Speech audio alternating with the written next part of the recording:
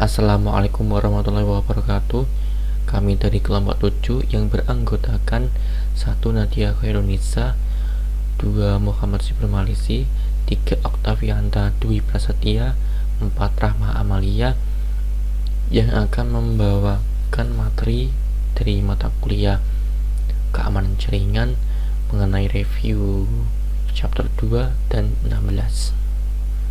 Oke, simak saja langsung.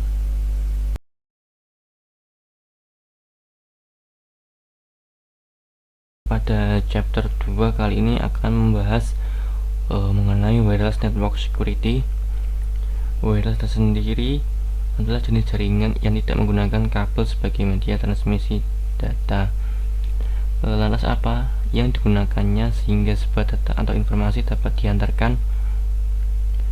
Jaringan kabel memanfaatkan gelombang elektromagnetik seperti gelombang radio, mikro, sampai inframerah untuk melakukan proses transfer data dari satu perangkat ke perangkat lainnya. Jarak jangkauan dari jaringan kabel ini pun berbeda-beda. Ada yang hanya memiliki jangkauan dalam jarak dekat dan jarak jauh. Tujuan kita kali ini adalah mengetahui jaringan wireless digunakan, bagaimana jaringan wireless digunakan, kemudian arsitektur protokol yang digunakan dalam jaringan wireless, kemudian kesalahpahaman umum mengenai jaringan wireless, kemudian risiko keamanan dalam penggunaan jaringan wireless, kemudian step cara melakukan pengamanan jaringan wireless. Nah, perangkat populer yang menggunakan jaringan wireless itu banyak sekali, ya meliputi laptop, komputer, HP, smartphone, smart TV, dan konsol game PS5 dan lain-lain yang menggunakan perangkat wireless itu sudah makin banyak di tahun-tahun ini. Kemudian keuntungan dari penggunaan jaringan wireless itu sendiri adalah tidak ribet, praktis, tanpa menggunakan kabel yang banyak, begitu banyaknya kabel. Kemudian setiap user atau pengguna bisa langsung join ke jaringan wireless hanya menggunakan sandi atau pin. Kemudian memudahkan komunikasi informasi di bidang industri. Kemudian vertical market ini menyasar ke instansi rumah sakit, kemudian finansial, akademis, industri, retail. Ya, sangat banyak sekali manfaatnya penggunaan jaringan wireless ini di dalam berbagai industri. Wireless arsitektur and protokol. Nah, ada 5 arsitektur protokol yang sering digunakan, meliputi ad hoc network. Ad hoc network ini seperti kita membuat hotspot built-in yang terdapat dalam handphone maupun laptop atau PC. Ya, seperti kita bikin hotspot melalui laptop tersendiri, itu bisa dikatakan sebagai ad hoc network. Kalau di HP bisa menggunakan fasilitas tethering atau hotspot, itu bisa juga dikatakan sebagai ad hoc network.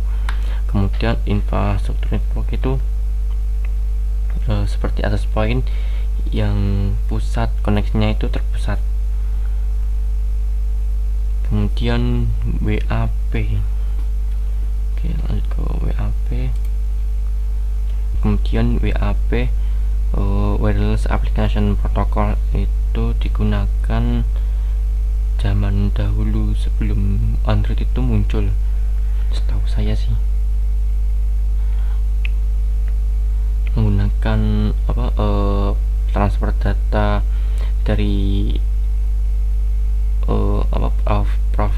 provider GSM atau CDMA untuk melakukan koneksi internet menggunakan WAP. Kemudian Bluetooth itu pertama kali diumumkan pada tahun 98 menjadi solusi perangkat nirkabel yang terjangkau. Zaman dulu itu ngirim pakai Bluetooth itu harus dekat sih ya. Konsepnya itu jaringan personal area network atau PAN.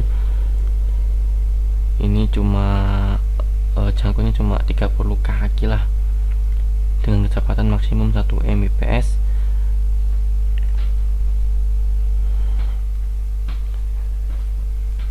Kemudian 802.11 ini adalah standar baku yang umum digunakan saat ini untuk membangun koneksi wireless.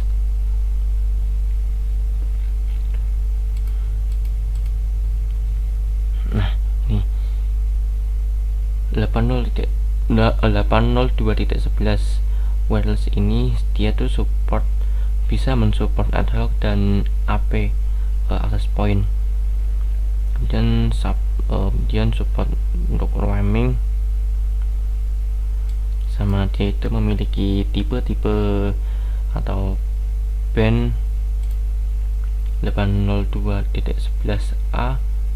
itu dia bisa mensupport kecepatan 54 Mbps dalam frekuensi 5 GHz.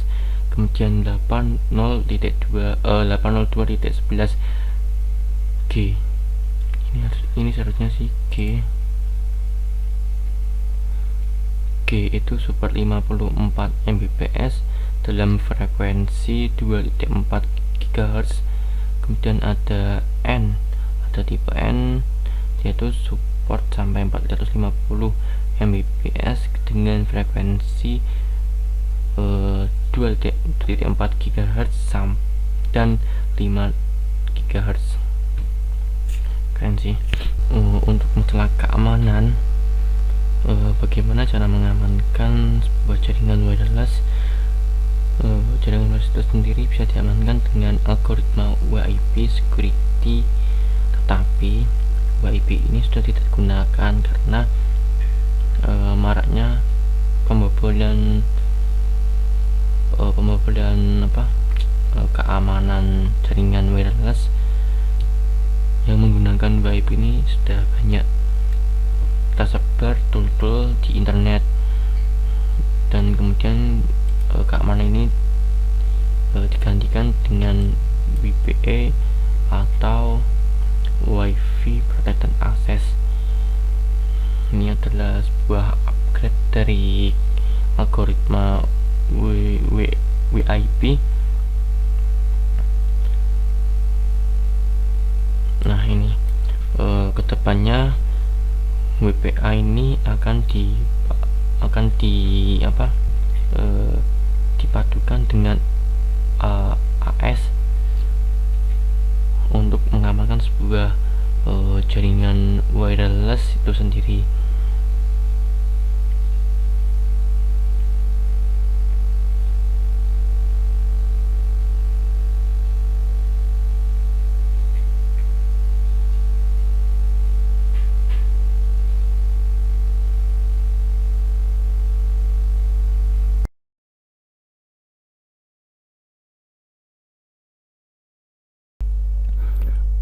Pada chapter 16 mengenai secure communication atau komunikasi yang aman, kita selalu mendambakan komunikasi yang aman. Nah, komunikasi aman adalah ketika kita berinteraksi dengan lawan bicara atau lawan interaksi kita dan tidak ingin pihak ketiga untuk mengetahui isi dari apa yang kita bicarakan dengan lawan bicara kita. Hal ini bisa menghindari terkena penyadapan maupun intersepsi. Nah, keinginan tersebut muncul yang namanya kriptografi. Nah, apa sih kriptografi itu? Kriptografi suatu ilmu tentang teknik enkripsi naskah asli atau plain text yang diajak memanfaatkan sebuah kunci enkripsi sehingga naskah asli tersebut berubah menjadi naskah yang sulit dibaca atau ciphertext.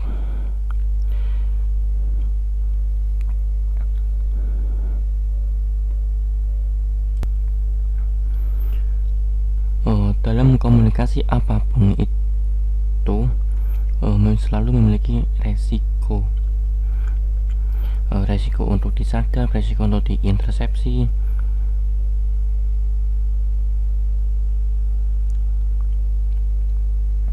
Akan tetapi dengan kriptografi ini dia bisa mengacaukan data sedemikian rupa sehingga si penyekat pesan itu tidak bisa membaca data tersebut. Yang bisa membaca data tersebut adalah orang yang memiliki kunci dekripsinya, sehingga si penyekat tersebut tidak akan bisa melihat teks asli atau plain text kecuali dengan memiliki sebuah kunci dekripsi.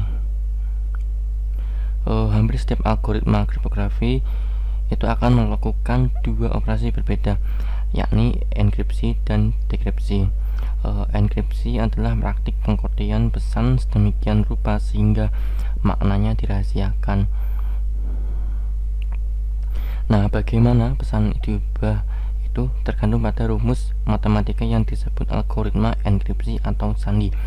Setelah pesan diubah dengan sandi, pesan yang dihasilkan disebut dengan teks sandi karena ciphertext berisi pesan dalam bentuk terenkripsi dan bukan dalam bentuk aslinya.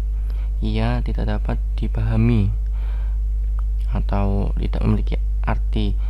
Nah, untuk penerimanya tersebut harus memiliki key atau kunci untuk mendekripsinya agar bisa dibaca.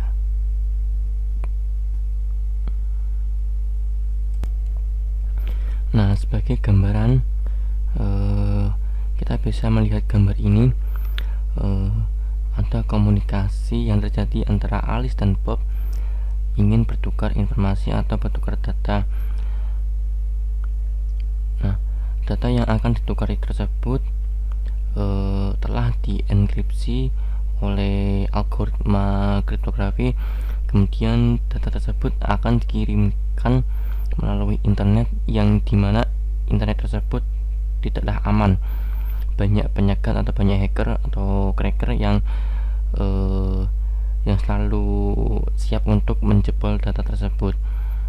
Nah, ketika data Alice akan dikirimkan ke Bob, maka data tersebut akan dikirim ke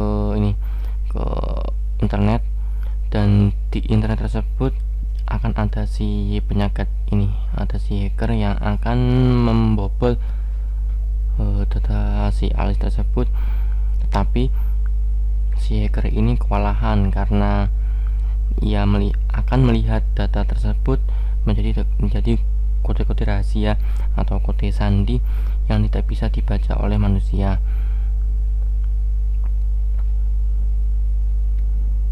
Nah, data tersebut akan bisa dibaca oleh Bob, maka dia harus mempunyai sebuah kunci untuk mendekripsinya. Maka dari itu si Alice akan mengirim kunci enkripsi kepada Bob untuk mendekripsi data tersebut agar bisa dibaca.